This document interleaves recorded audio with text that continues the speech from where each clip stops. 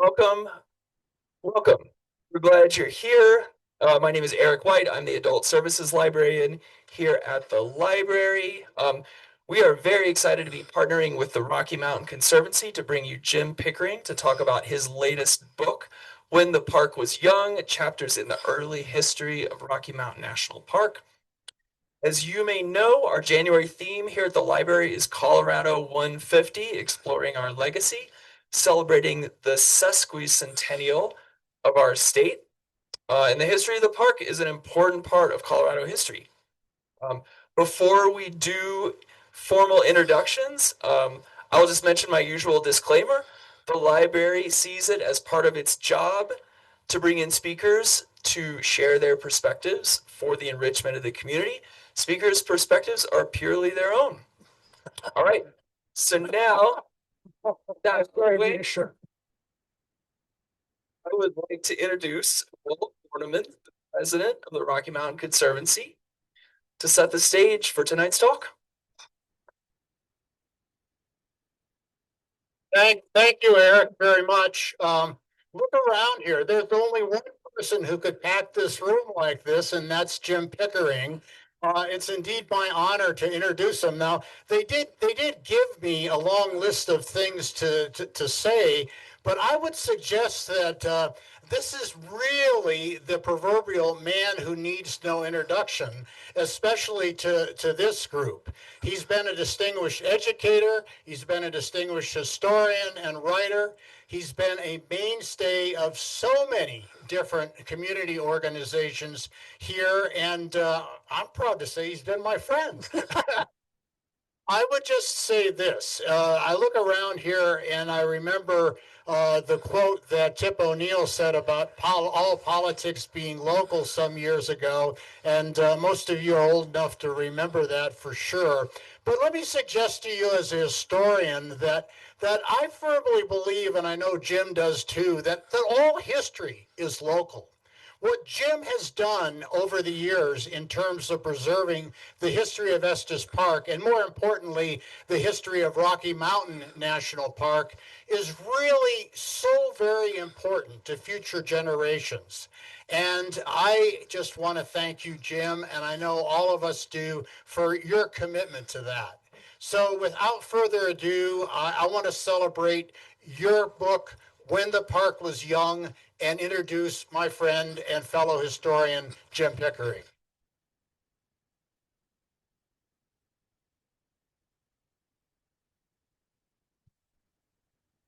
Thank you, Walt. As you probably know, Walt's a fellow historian. I think he mentioned that, and it's always gratifying when he turns up for one of my talks. We have some more conservancy. Our executive director just walked in, Esther Rivera Murdoch, who's in the back, and there are other conservancy folks here, and I won't spend time introducing them, but thanking them. And Danielle, particularly, she's back here. She's the one that's manning the booth in the back. She is our conservancy education manager, who puts together all the wonderful programs the conservancy offers over the year. And I know a number of you have taken advantage of those programs. And Eric, thank you for your logistics tonight. This is, as he mentioned, a hybrid program. And we apparently have about 60 people online from various parts around the country. I know we have one from Flagstaff, Arizona, and two others from my old stomping grounds of Houston. I have a bit more to say about the Conservancy tonight as we go along, but here at the outset, let me say this. In a few weeks, I will have completed my 12th and final year as a member of the Conservancy Board of Directors. And I cannot say often enough that serving on the Conservancy Board has truly been one of the great honors of my life. What the Conservancy does each year to help Rocky Mountain National Park fulfill its mission and to create a better public understanding of that mission is impossible to overstate. I know that many of you are Conservancy members of long standing, and that in talking about the Conservancy and its importance to the ongoing life of Rocky, I simply am, as they say, preaching to the choir.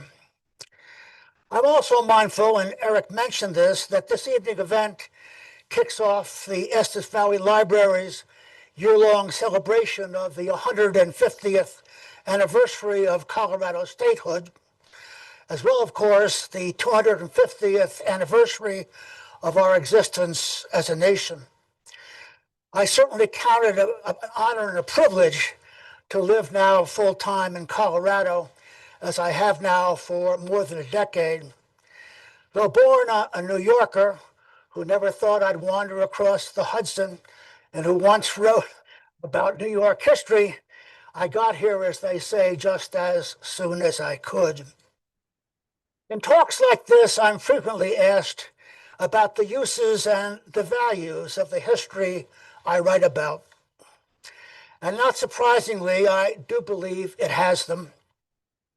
Rightly told and rightly considered, an understanding of history, what happened in the past and why, provides, I think, an informing context for what is happening now in the present, and most assuredly will happen again in the future. And an understanding of American history, Colorado and Estes Park history, provides a measure of assurance that we will, as a nation and as a community, manage to survive.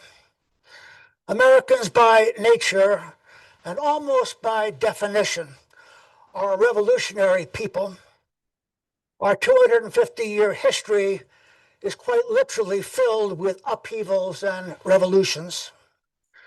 We are, as Benjamin Franklin supposedly said, in leaving the Constitutional Convention of 1787, we are a republic if we can keep it. As my fellow historian Nathaniel Philbrick, who wrote a wonderful book about the siege of Boston during the early days of the American Revolution, reminds us, and I quote, "Our history as a nation has been and remains a jagged, messy, turbulent process of moving into the future that is full of all sorts of revolutions, an ongoing series of unsettling events, which often makes us all feel like we're on the edge of some catastrophic change that will ruin us all." Now, that may indeed happen at some point in the future, but living with and through such upheavals, as most of us older folks know by now, kind of goes with the territory.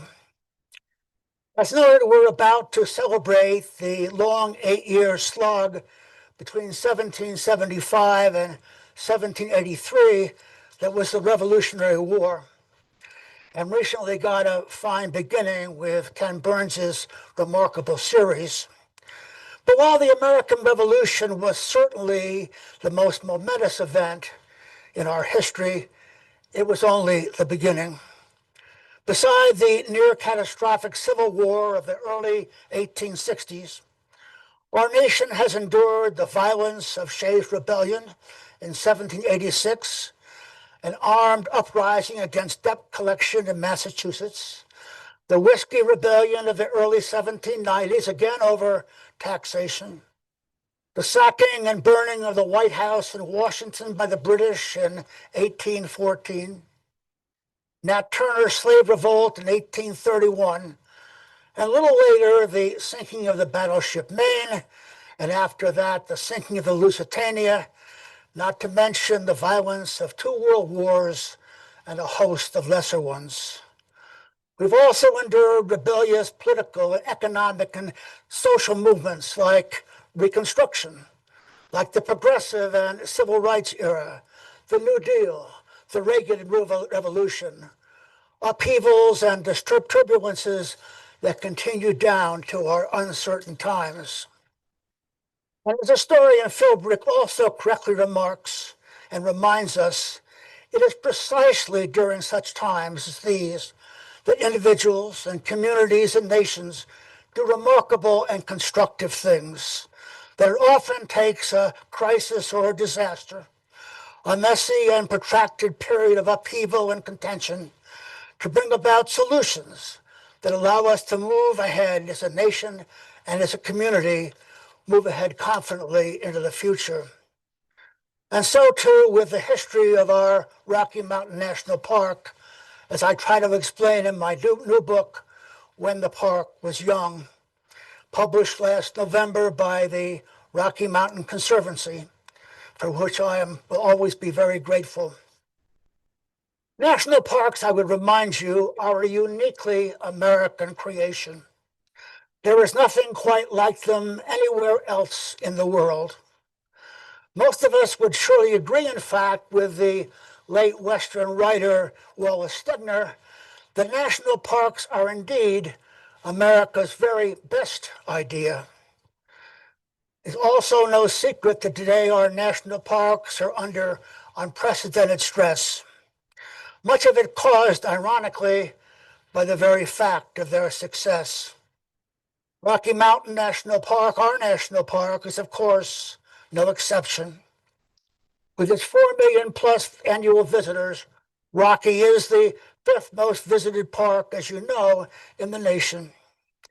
And like all of our national parks, thanks to the current turbulence in Washington, Rocky Mountain is currently beset with staff shortages and reduced budgets, not to mention a backlog of long deferred maintenance, including deferred maintenance on all important roads and trails that we're told now total some $233 million.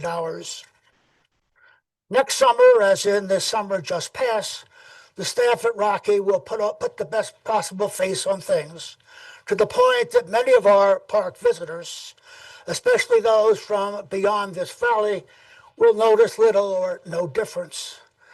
There will again, no doubt, once again be seasonal rangers, and more of them, but they occupy short-term positions and mask the troubling fact that there is a dearth of core year-round full-time management staff with the experience and the education needed to operate the park and preserve its fragile ecosystem with the care and effectiveness that both deserve. And the Conservancy will once again be on hand as a visible helping presence. With the help of many of you, the Conservancy will fund staff for the park's volunteer office, fund seasonal staff for research and rescue operations, purchase as needed additional firefighting equipment, fund the park's very popular Junior Ranger program, and through our conservation corps, send teams of eager and able high school and college-age students into the park and onto other federal public lands to build and maintain trails, restore historic buildings, pull noxious weeds, just like their predecessors as part of Roosevelt's New Deal back in the 1930s. And like those predecessors all the time, they will be learning about conservation, fundamental lessons, I think, to which to build a lifetime. Education is, of course, a large part of the Conservancy's mission. By publishing books such as mine and other interpretive materials, the aim is to increase the understanding of the national treasure that is Rocky Mountain National Park. As the park's interpretive staff is fond of saying, and I quote, "Through interpretation comes understanding. Through understanding comes appreciation. And through appreciation comes protection." And that gets us squarely into the core of our discussion of the evening. Books such as mine remind us that national parks, for all their apparent remoteness and tranquility, do not and never have existed as isolated worlds apart. They exist in time, continually subject to and shaped by the human history that takes place in and around them. This is very much true of Rocky Mountain National Park, whose creation and history, and from the very beginning, was influenced and shaped by the economic forces and interests of early 20th century America, most especially by those economic forces and interests coming from right here in the adjacent mountain village of Estes Park, whose residents quickly came to understand that their economic well-being and the economic well-being of their community was inextricably linked to the park and bringing in an ever-increasing number of tourist visitors. Rocky Mountain, which they were instrumental in creating in 1915, after a long struggle of some 9 years, was their park. And ever since they, or perhaps I should say we, have acted accordingly, though perhaps we have not always acted wisely or well. Each of the 5 chapters in my book seeks to recreate the world of Rocky Mountain National Park as it was in those earlier days, and each has its own special story to tell. I begin on July the 1st, 1915, 2 months before the September dedication of the new national park, with the arrival in Estes Park village of Charles Russell Trowbridge, age 49, who had just been appointed acting supervisor to organize and manage the newly created national park. A veteran of the Spanish-American War, Trowbridge had remained behind in Manila, in the Philippines, as chief of the secret police. Rather strange credentials, don't you think, for the manager of a new national park? But that was back in 1913, when he was appointed field inspector in the Department of the Interior, a generic title in a federal agency where national parks were then, and very much so, often rather an afterthought. There was not then, nor would there be until 1916, a National Park Service to bring coherent order under founding director Stephen Mather to the nation's hodgepodge of national parks. Supervisor Trowbridge's job was a formidable one. How, with an appropriation of only $10,000 a year, an amount sufficient to fund his own salary and the salaries of 3 rangers, how was he to manage, protect, and develop some 358 square miles of wilderness, much of it then seldom if ever visited and but little known?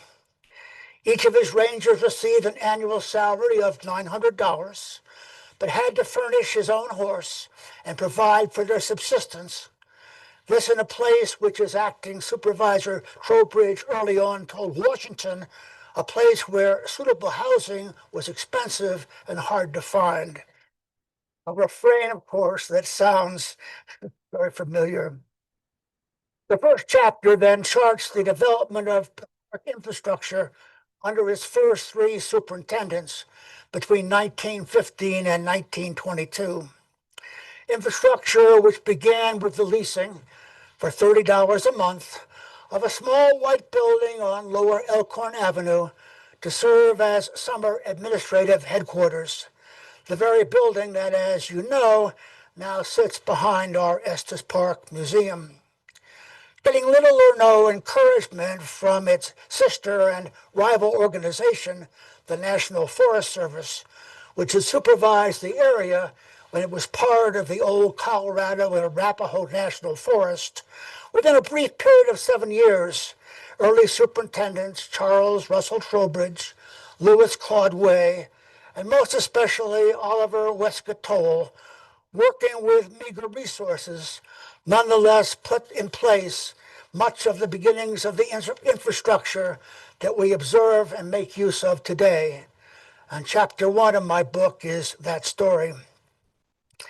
My second chapter, the longest in the book and probably the most important, deals with the issue of concessions, an aspect of park management which today in Rocky seems almost an afterthought. If I asked you to name the present concessions in today's park, you might correctly come up with the retail store and restaurant up there at Fall River Pass, run by Zenterra, the nation's largest park concessionaire. And then you might add in the several liveries which send horses into the park and pay a trail fee for the privilege. But if you've been to Yellowstone or Glacier or Yosemite, you're clearly aware of just how many commercial services those national parks offer their visitors, including lodging services that are run by outside concessionaires. Some 500 different concessionaires, in fact. When the National Park Service was founded in 1916, it was concessions and concessionaires and the need for policies to regulate and control both in existing parks that presented the new federal agency with its largest and most difficult problem. National parks, by definition, were meant to be used, and getting more people to visit them was, from the beginning, a primary goal of Director Stephen Mather and the National Park Service. Increased visitation was seen, and correctly, as the essential key to securing the federal appropriations that were needed for park support and park development. Use, however, was and is a two-edged sword. Visitors needed and demanded services, but as Park Service Director Mather quickly learned, existing concessions in national parks, through years of neglect, then amounted to free enterprise run amok. Concessions in national parks were a chaotic hodgepodge of competing interests, which, lacking regulation and oversight, all too often inflicted poor service and high prices on their captive customers.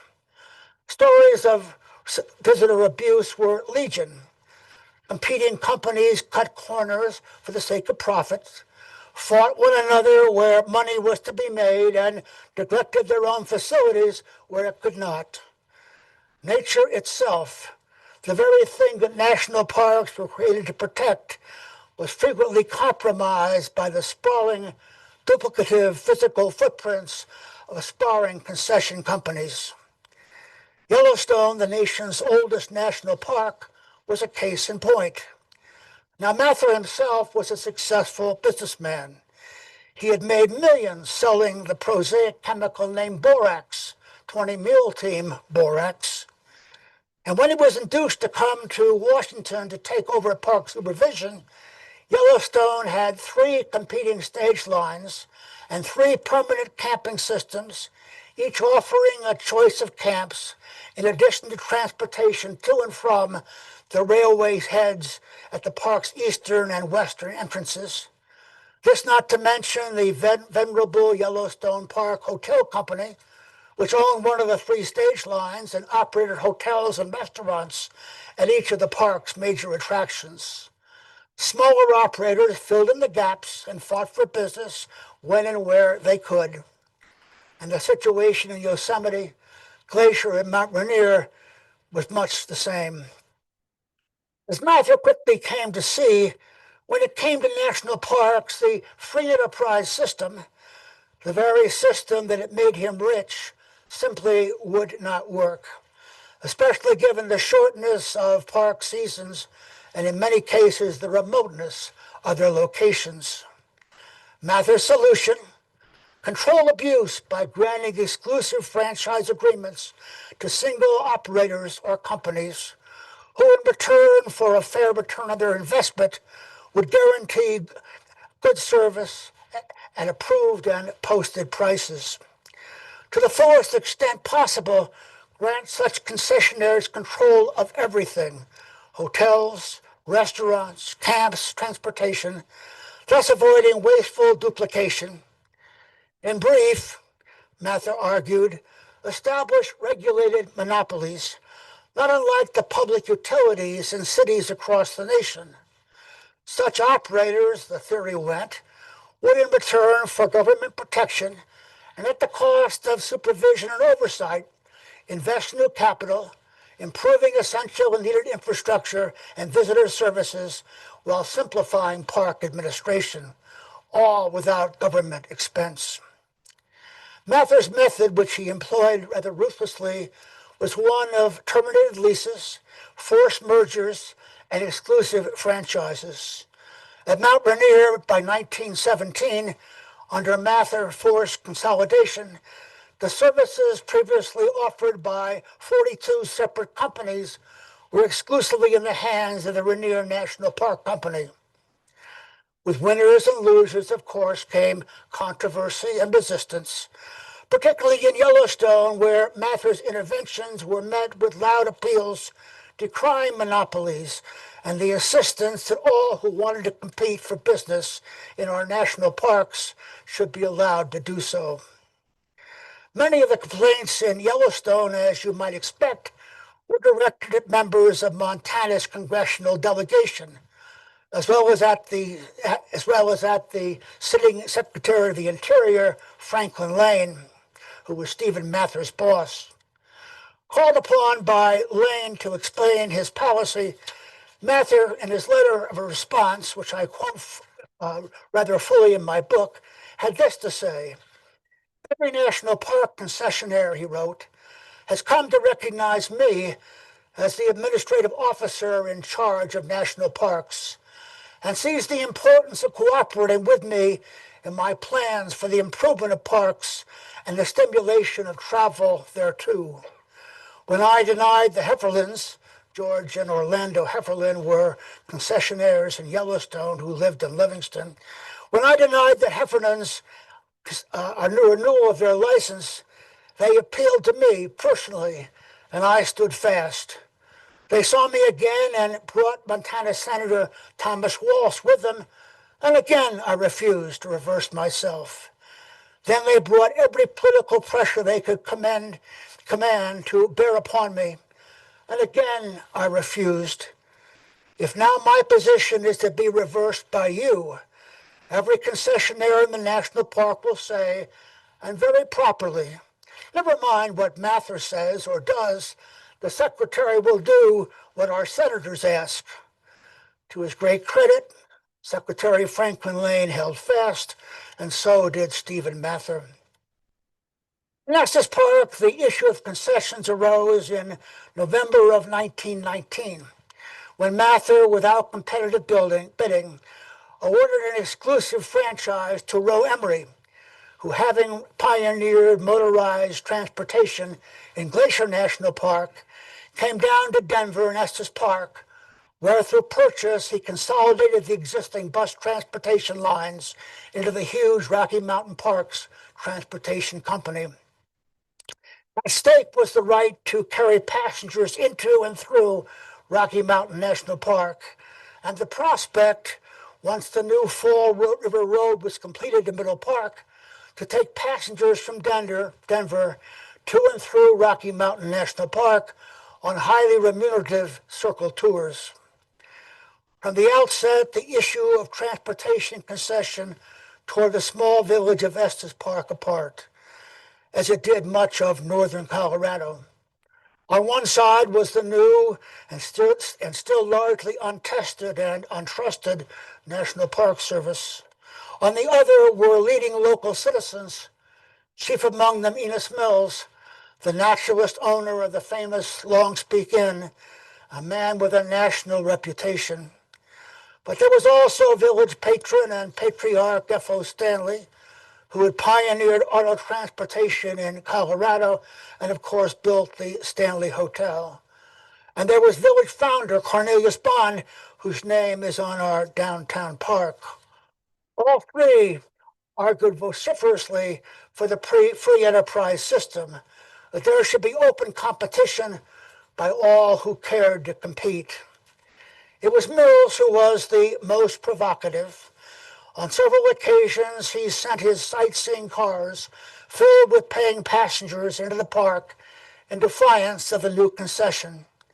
He then hired lawyers and sued Superintendent Way, directly claiming that the roads within the national park had never been formally ceded by Colorado to the United States and therefore could be freely used by anyone.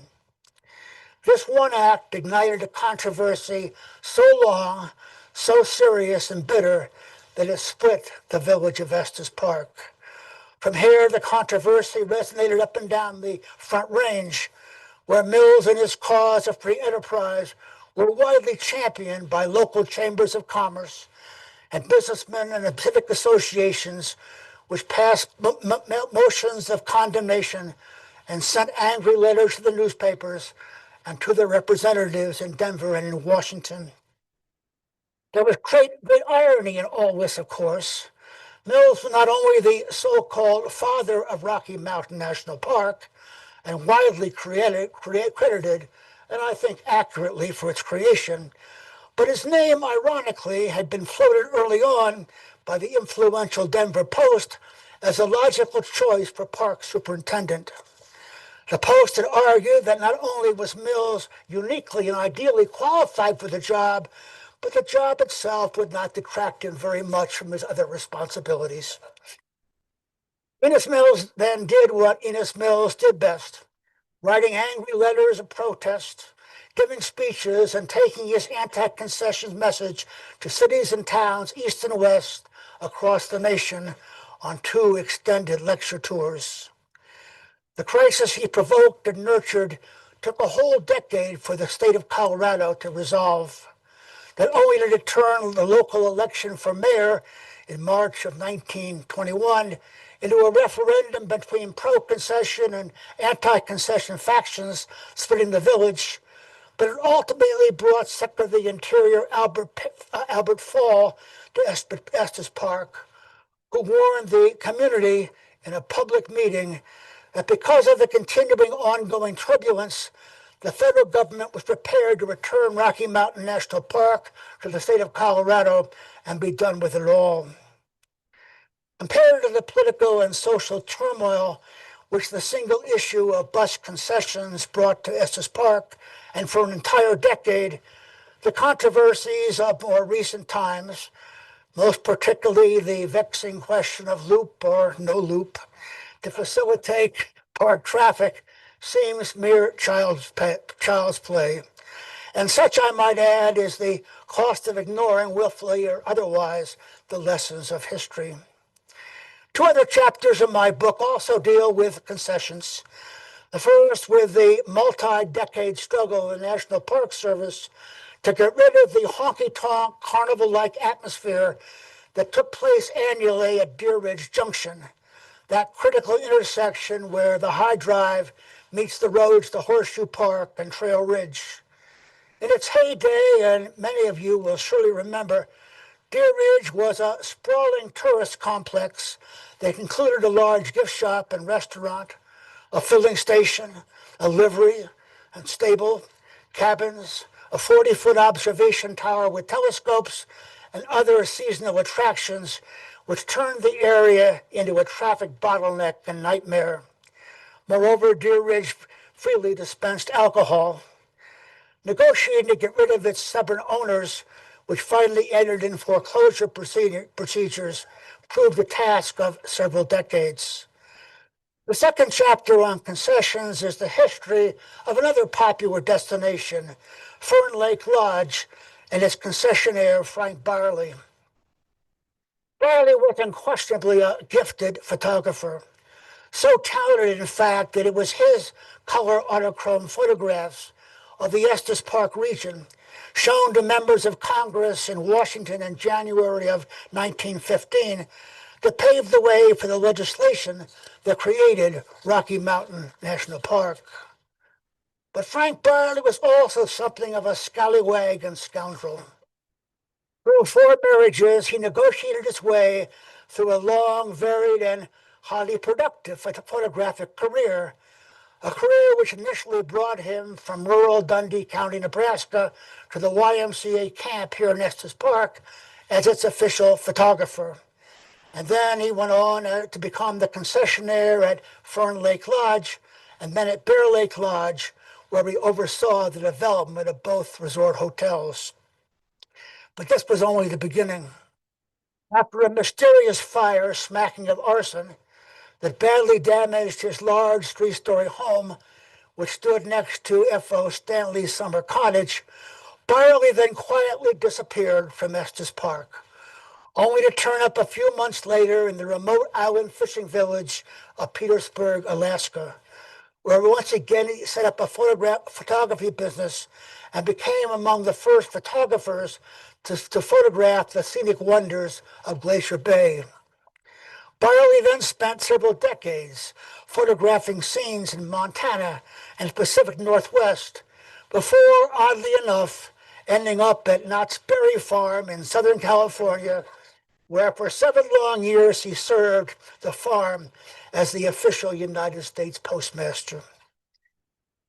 Finally, in my last chapter, I treat the career of eccentric miner William Currents, who for some 3 decades haunted the lower slopes of Mount Chapin in the Fall River Valley.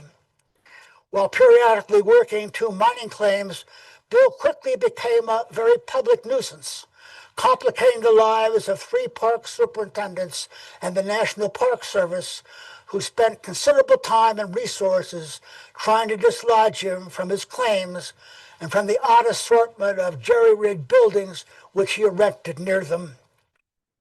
Miner Bill, as he became known, had quite a history. His known mining career began early in the century in southern Colorado on Ute Mountain, which is west of the town of Cortez.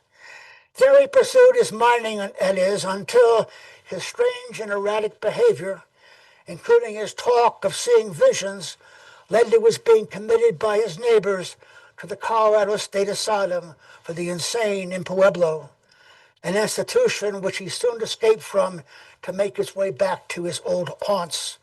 This was in 1904. Unaccountably released into the custody of his father, Bill Currents then briefly disappeared, only to turn up 4 years later during the summer of 1908 here in Estes Park, where with an older partner he claimed to have made a promising strike of gold and copper on Mount Chapin, or Mount Zion as Chapin was then called. Though Bill had managed early on to find accommodation with the Forest Service, which before 1915 controlled the area, the coming of a new National Park Service and the creation of the National Park Service a year later changed everything. The new mandate, which substituted conservation, the conservation of natural resources, for the so-called wise use of the National Forest Service, did not outlaw existing mining claims, but it did prohibit their expansion and required those in place to prove their legality. And of equal importance, the National Park Service imposed new expectations regarding conduct and behavior, expectations that William Currents either would not or could not accept. Caught as he was between the old way of doing things and the new, there was bound to be trouble, and there was. Allowed to stay on and work 2 of his claims, things came to a head in July of 1921, when Bill began fencing off parcels of land along the now complete Fall River Road in an attempt to charge visitors 50 cents a head for camping privileges.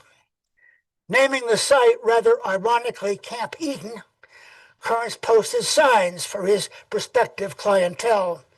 One sign read, and I quote, "Be good. Anybody can be bad."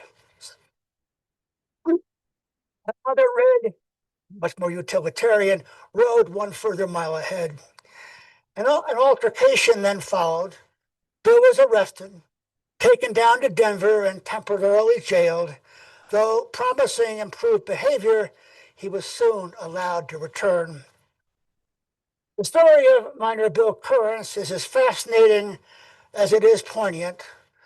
Bill was an ongoing presence about the village of Estes Park into the 1940s, when for reasons of age and illness, he was committed by the good citizens of the village to the Colorado State Hospital down in Denver. Though known ironically as Crazy Bill, Currents was sane enough to be befriended by F.O. Stanley and longtime Denver Post writer Al Birch, both of whom gave Currents a place to live here in the village. Birch in the long log cabin he built in 1908 below the ruins on the knoll along Black Cabin Creek, the cabin very much in evidence today just behind us, and Stanley, who let Bill live in a makeshift tent-like structure which he erected next to a large rock on Stanley property along Bighorn Lane. Oddly, his residency in the Birch cabin, which lasted several years, attracted little local attention, though the cabin was located very near the center of the village. And Collins was sane enough to invent and seek to patent and monetize a portable crank and gear machine for sawing logs, a machine which very much impressed and interested fellow inventor F.O. Stanley.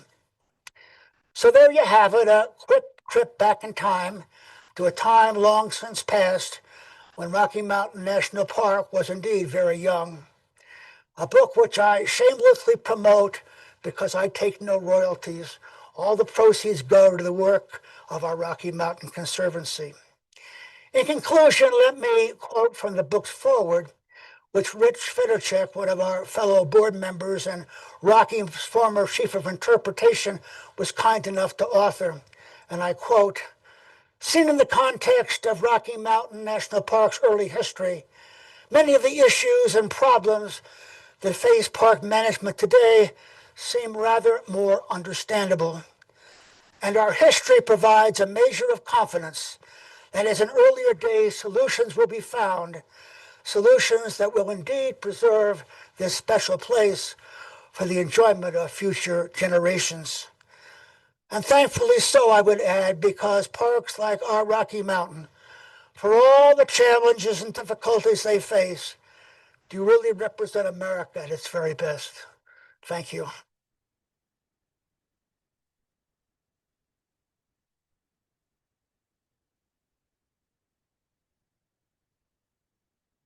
Now I'll move over here. Yeah, so Take your questions. we will shift into Q&A. You will build questions and repeat them so I can give me a Sure. moment to think of a good answer. And our sounds good. And our online friends, I want you to imagine some sophisticated visual effects as I move the camera.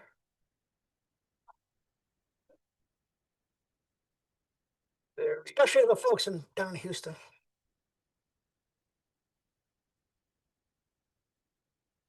Alrighty, just a couple quick things about Q&A. In-person friends, if you'll just wait till I'll call on folks. If you just wait till I get to you with the mic to start saying your questions, that will help our online friends hear your questions. Also, don't be shy. Put the mic to your mouth and speak assertively. Online folks, you can put your questions in the chat at any time, and I will alternate between our in-person and online audience. So, who's got a question? See, I satisfied everybody. It used to be impossible, by the way. Thanks so much. Great talk. Thanks. I was just curious if you could speak just briefly to kind of the decision that the park made to kind of strip out those concessionaires from the park, remove lodges, liveries, etc., and kind of what the decision was behind that compared to Glacier, Yosemite, etc. Eric, will you repeat that? Because Sure. The question was speaking to the decision to strip out the concessions versus the other parks. All of the, one thing about that decision was not made lightly. There was a long study done in the 1940s. And what chiefly tipped the scale were two things. One, the condition of many of the old lodges inside the park. They had been established very early on to get into the business, built without much in the way of foundations, lack of deferred maintenance, and all those kinds of things.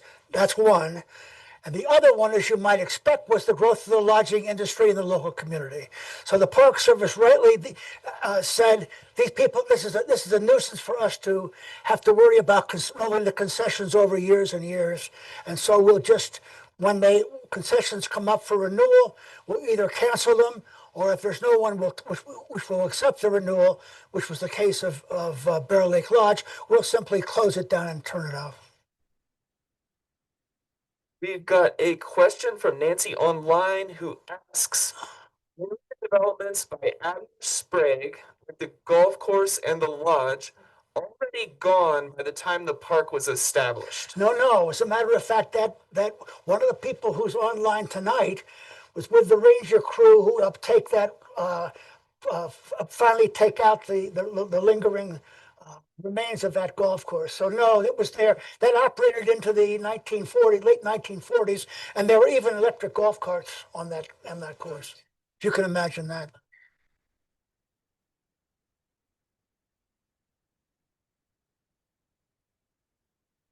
Thank you, Jim. Are there any remnants of minor Bill's mining activities on Chapin? Are there any what? Are there any remnants of minor Yes. Bill's mining activities on? Yes, the Park Service took out his odd collection of buildings, and there are some photographs of them in the book. They took those out, but if you go up to about the fourth or fifth switchback up there on Fall River Road, and then head uphill, not far from the rock, which is called, what is it called up there? There's a something spire. Fairly near that is where his mines were, and they were above tree line. Okay. Sherry online asks, Jim, what was your favorite character in researching the book? Oh, in researching the book. Well, I probably ought to rule out Frank Byerly with the Four Wives. um, I suppose Louis Claude Way, the second superintendent, because he's the one that had to deal with the concessions controversy, and spent most of his time when he wasn't in the park running around the county and the state trying to combat the anti-concessions arguments that were coming from all different directions. So I would say Louis Claude Way.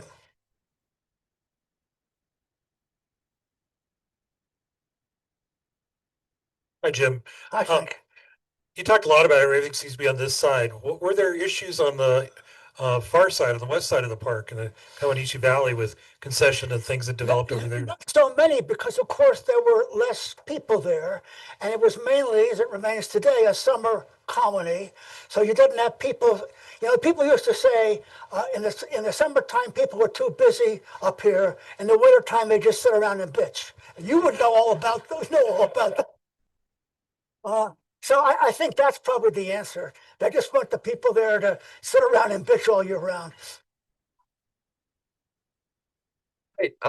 John online asks, can you talk about the history of Trail Ridge Road and when that was established? Well, it was established in the early 1930s. It, of course, succeeded Fall River Road, which took 8 or 9 years to finally build. That in itself is a wonderful story. It took 5 or 6 years to build Fall River Road, and they did marvelous work working both from the east side and the west. Fall River Road itself, we should probably know, was begun with convicts from the state penitentiary down in Colorado City. Private labor did the Fall River Road, but you can imagine what it was like working up there through as much of the year as they possibly could against the elements. I think there were very few fatalities, and they did a wonderful job in protecting much of the rocks. They actually wrapped some of the rock formations with wood so that when they did blasting, it wouldn't hurt the rocks. It was quite a feat. Somebody once said, and I think probably who went up to Fall River Road for the first time, that driving up there was getting as near to heaven as anybody would in his lifetime. And I think that's probably true.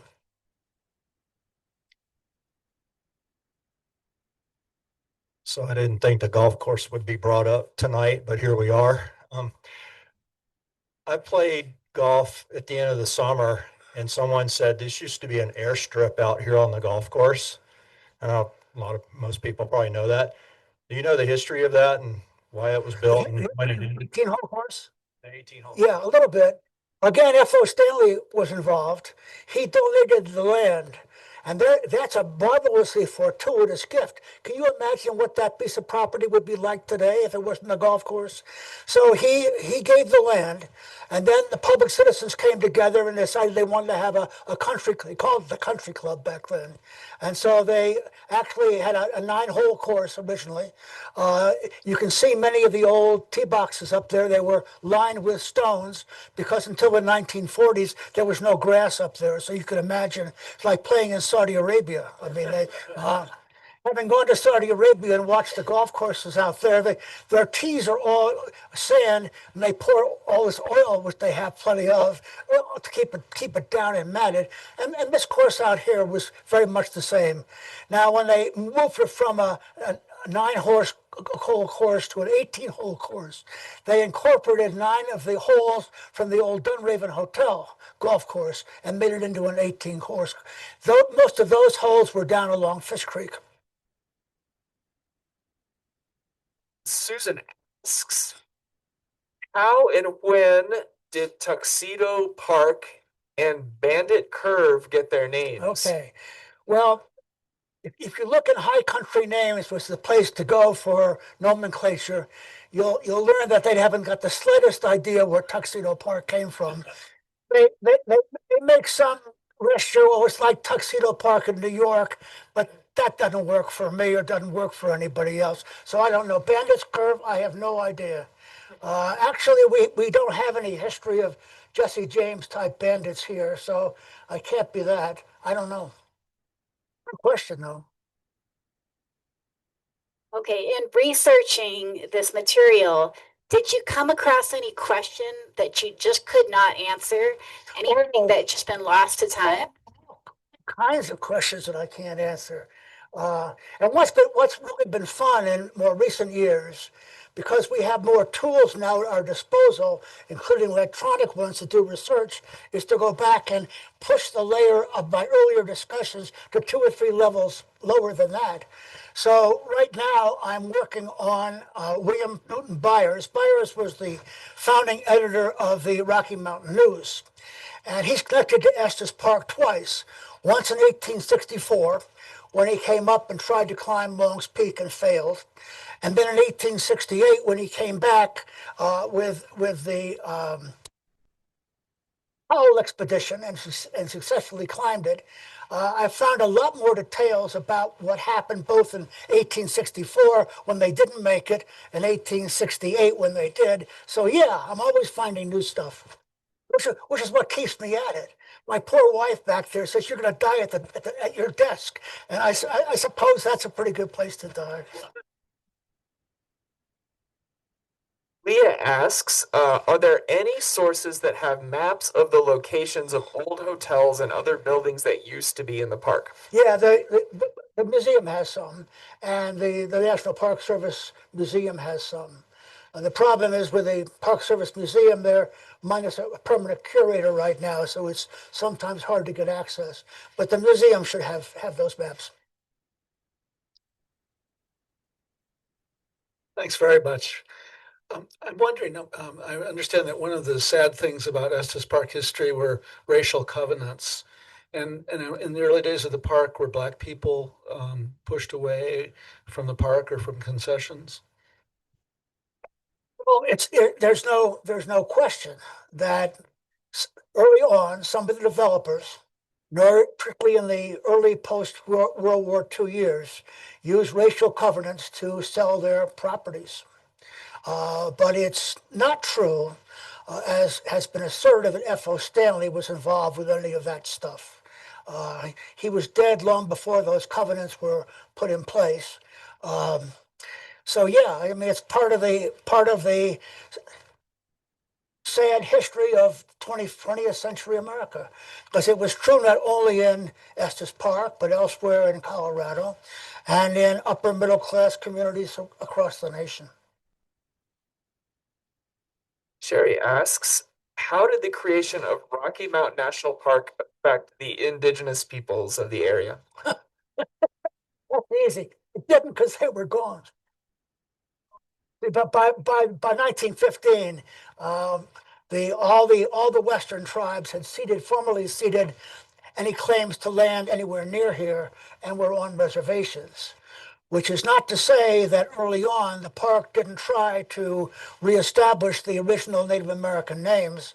In 1914, as many of you know, they actually brought some Arapaho down here from the Wind River Reservation in Wyoming, took them on a 2-week pack trip around the park, and asked them to point out the Indian names and tell some of the stories that they had about their ancestors when they were here. And there's the scribe of that expedition, Oliver Toll, who was the other Toll's younger brother, actually was the scribe on that expedition. And his little book on the pack trip is published by the Conservancy, and we're about to have a new edition of that booklet, which will be the forward will be written by a Native American, so we'll get a little better context for the whole thing.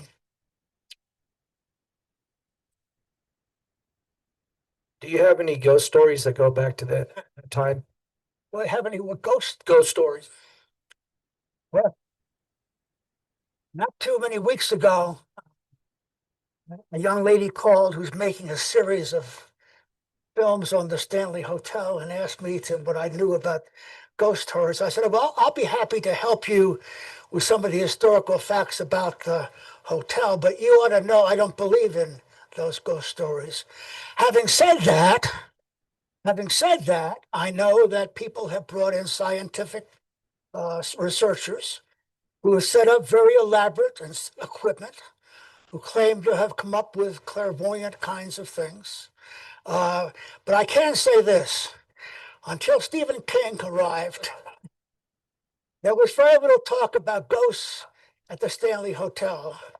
But now Mr. Cullen makes about $1 million a year off his ghost tours, of which I have never taken one.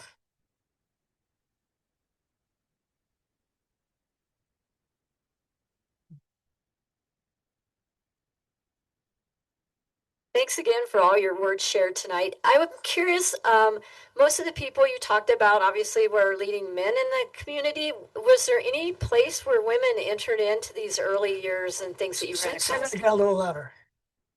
I'm curious to know, after hearing you speak about all the men, were there women involved with these early years in the park?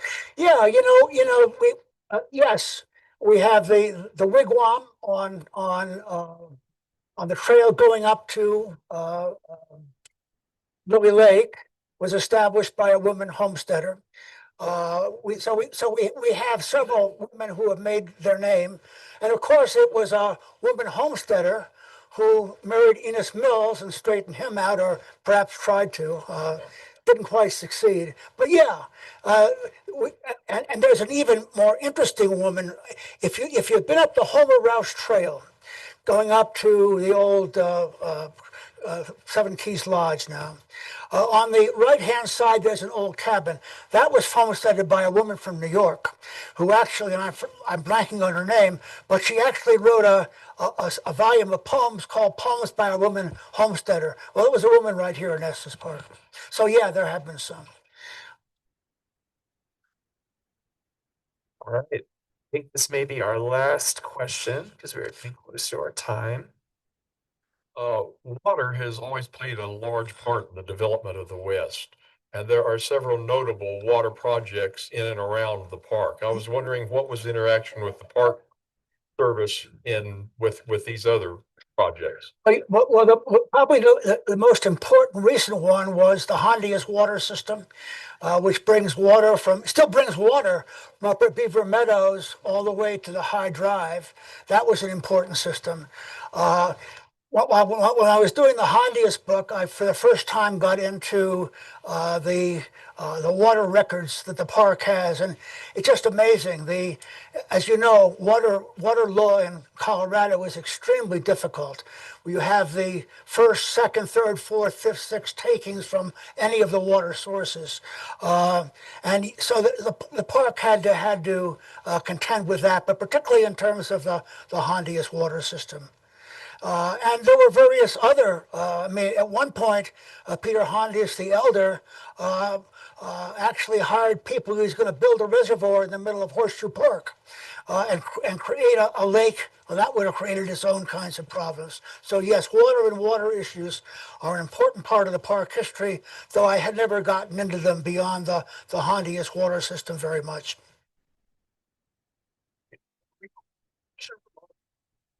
Keep us balanced. Was there domestic animal grazing in the national park land? If so, were there herders or free range? No, the answer was no.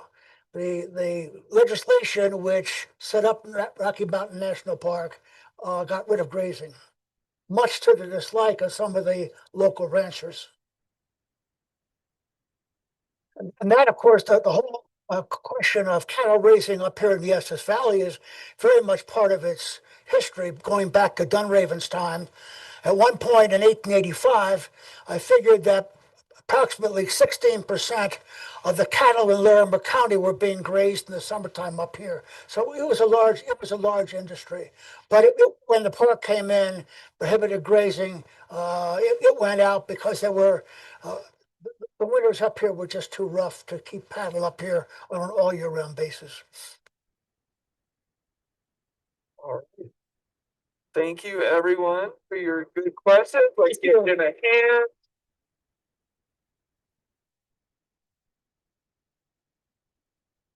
I'm going to say a few closing words, but first pretend that there are amazing transition visuals as I move the camera.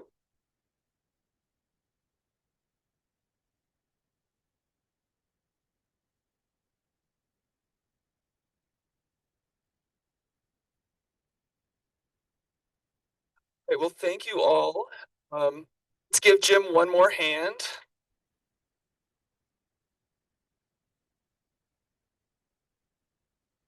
I want to thank the Rocky Mountain Conservancy, especially Danielle Wolf, who brought the proposal for this talk to the library. We've been very excited to work with the Conservancy on a number of excellent talks spanning early December to early March. I also want to thank the Friends of the Library Foundation for supporting everything we do. Just a quick note, we've got some upcoming programs, including with the Conservancy. On Thursday, we've got Labs in the Field, Rocky Mountain Biological Stations in the early 20th century. Dr. Jeremy Vetter and Estes Valley Local will talk about mountain field stations in the early 1900s, why they had them, what they studied, what life was like there. On Sunday, we've got Her Place on the Map, an afternoon with Sarah Hahn Campbell. Denver author Sarah Hahn Campbell will share the history of Rocky Mountain National Park landmarks that are named for women. These come right out of her book, which we'll also have available in partnership with McDonald Bookshop. And then finally on Monday, Katie Colson from the Rocky Mountain Conservancy will be here to teach folks how to customize their own first aid kits for their trips into the backcountry.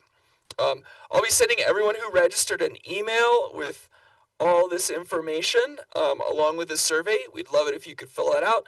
Let us know what you thought of today. And then finally, you can join us back in our atrium. The Conservancy will have paperback copies of Jim's book available for purchase, and Jim will be there to greet folks and sign copies. Have a great evening, everyone.